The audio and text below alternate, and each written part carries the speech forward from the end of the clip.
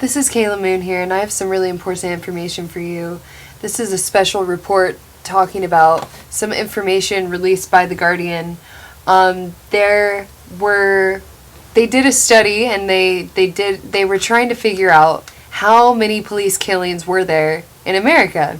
And The Guardian has done some really great research on this, and they found that there was actually no reliable data in 2014. And so they started conducting a study to see how many people had been killed within the U.S. By police force. How many police force murders had there been in 2014 and 2015? So this is a link. People killed this year, 1,134. 1,134 people. And you can see right here that there was a the black murder rate within the police force is 2 times that of whites. It's also 7.13. Like these are huge numbers. And this is a really great source. They actually found out, blacks, it's a 2 times greater chance to be shot. They also found out that the U.S. uses an extreme force of violence, and 1 out of 10 people that were murdered by the police were actually in the middle of having a mental health crisis.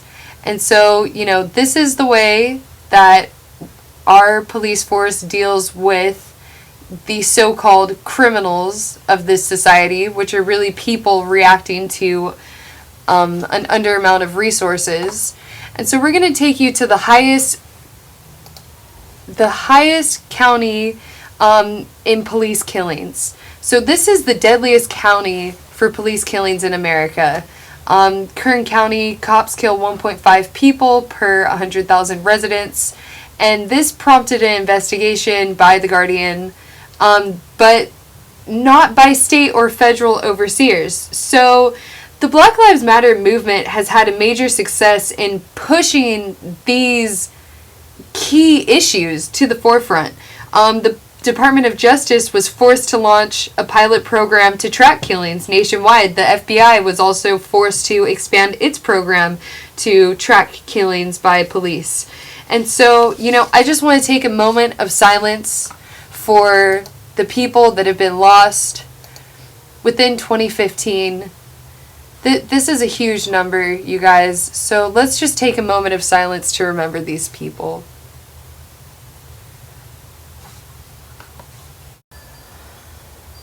So this is a report on Kern County, California. This is the deadliest county for police shootings. Police essentially oversee themselves, and if there's an issue, they go ahead and investigate themselves. This has been quoted as a massive failure of state and federal officials to fulfill their most basic oversight duties. There's essentially a large failure that has occurred within this county and the counties nationwide in the police departments, in the fact that they have no accountability. The body count is very, very high, and this is an unjust system. So I had a source disclose to me that in 2000 he was told of the fact that Bakersfield cops were extremely racist. So Kern County is really close to Bakersfield. It was stated that all African American recruits had to sing a song in front of the entire PD, stating that they were not a nigger but a black man. And if you didn't say these things, you would be immediately let go and fired.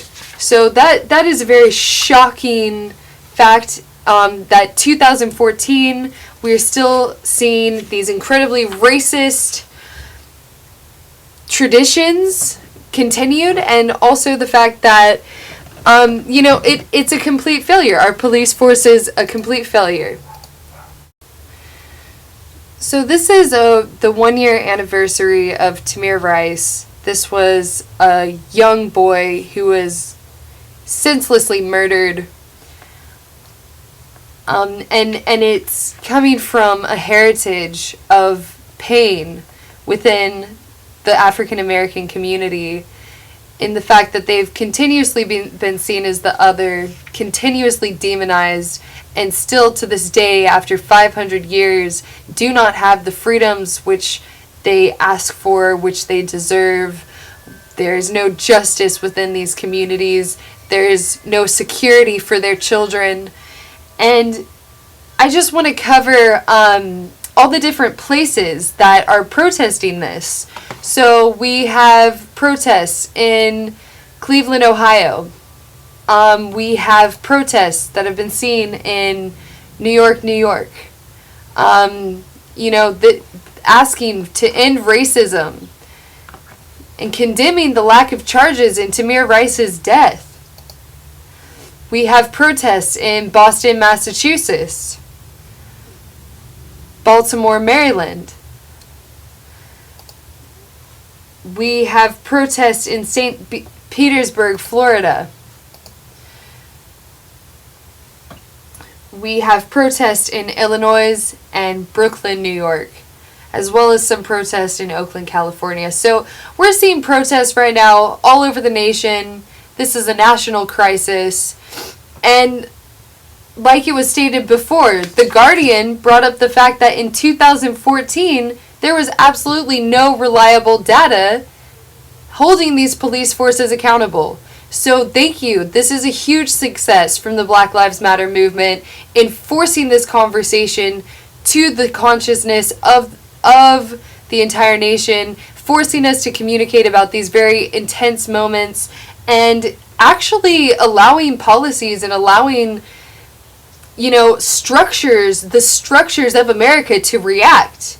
In the FBI and the Department of Justice, they've been forced to launch programs to track the killing that is going on nationwide. So I just want to close off the end of the year by saying the Black Lives Matter movement has had huge successes, more than that of the Tea Party movement, more than that of Occupy.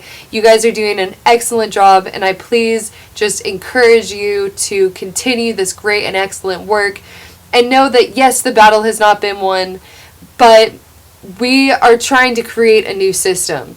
We are trying to create accountability. We are trying to create some sort of justice. And so thank you all so much for watching, and enjoy 2016.